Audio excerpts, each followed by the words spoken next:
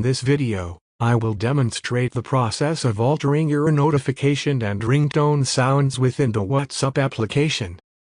To begin, access WhatsApp on your device. Once the application is open, locate the three-dot icon situated at the top right corner of the screen and tap on it. From the displayed options, select Settings.